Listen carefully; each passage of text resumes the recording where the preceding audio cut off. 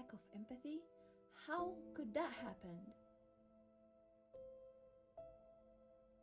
Empathy often develops through early relationships and experiences. If someone grows up without emotional attunement, maybe they didn't receive care or saw harm normalized, they might struggle to see others as fully human. In some cases, mental conditions like psychopathy reduce that natural emotional connection. But even then, empathy can sometimes be learned or fostered later. It's not always fixed. But like, there is some psychotic. They did have a very good childhood, but they did switch in a very strange way. How you explain that?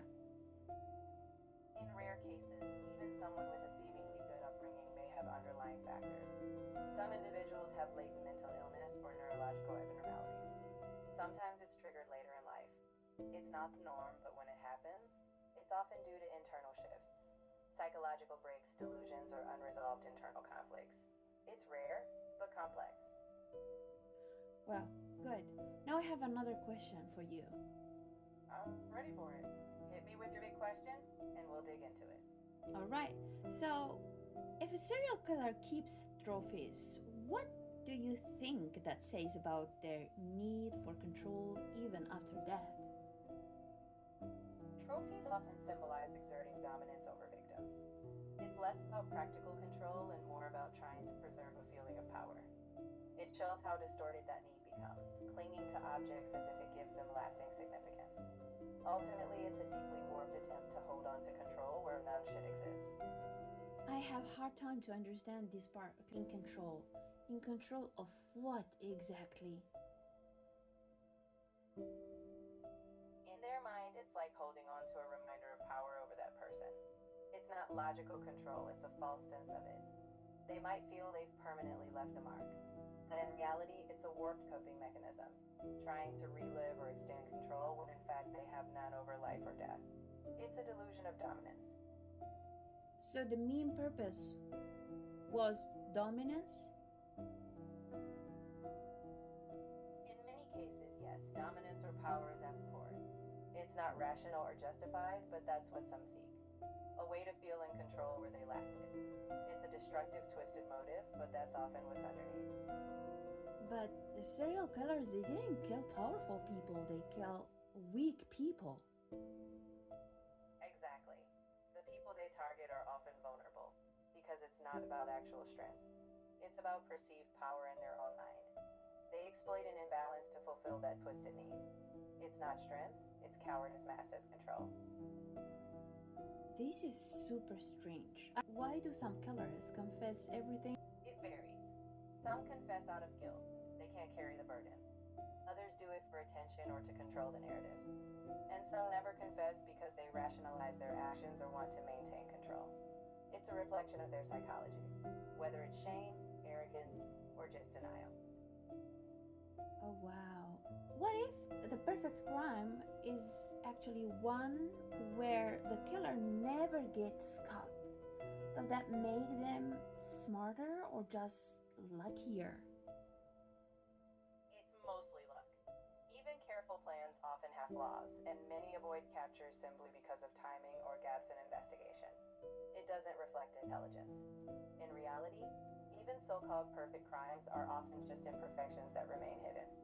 Yeah, there is no perfect crime, huh? Exactly. Even if something seems flawless, the truth is, human actions always leave traces, whether physical or emotional. It's usually a matter of time, circumstance, or chance before something surfaces. So, can you tell me what is the difference between a male serial killer and a female murderer?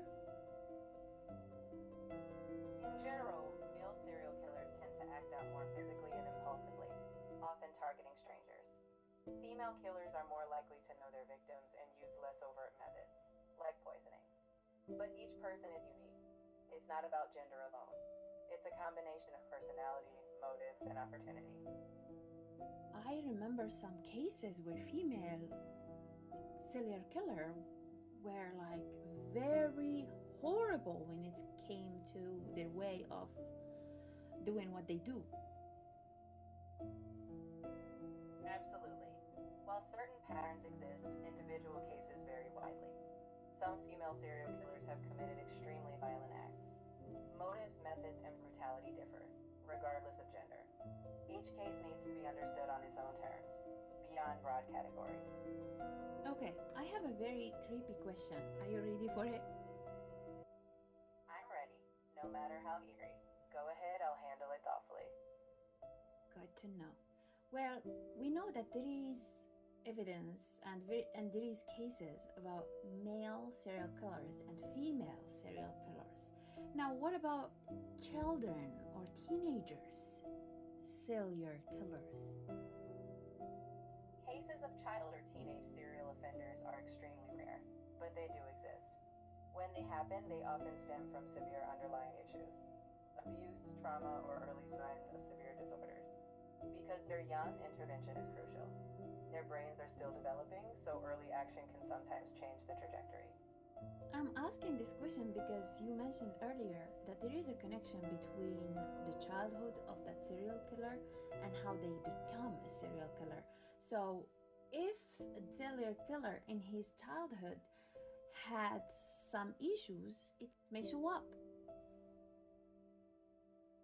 Yes, sometimes signs do emerge early, like cruelty to animals or lack of empathy. But not every troubled child becomes a killer. With the right intervention, therapy, support, even structure, those pathways can be altered. The key is catching those red flags and responding with care. It's not destiny. Exactly. So what I mean, if their families they did catch up these red flags, they could help them. Yes, exactly. Early intervention can make a huge difference. With the right support, mental health care, guidance, stable relationships, those patterns can be disrupted. It's not about predicting the future, but addressing concerning behavior early. With help, many can find healthier paths. Yeah, absolutely. While we can't always fully cure them, some can be treated or managed, especially if caught early. With proper psychiatric care, therapy, and institutional support, some may be prevented from reoffending, but not all can be rehabilitated. It's complex, but treatment does offer hope in some cases. Do serial killer knows that something wrong? Some do, some don't. A few might recognize something's off, but lack insight or care. Others deny anything's wrong or blame external factors. Those with deep personality disorders, like psychopathy, might not perceive their actions as wrong. So awareness varies, and it's not always there. Okay, but those who can notice that they are not behaving in a normal way, they didn't try to stop themselves? Some might feel compelled but unable to stop, especially if they have urges tied to severe disorders.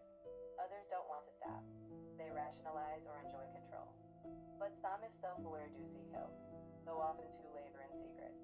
Early intervention and access to help matter because self-regulation can fail.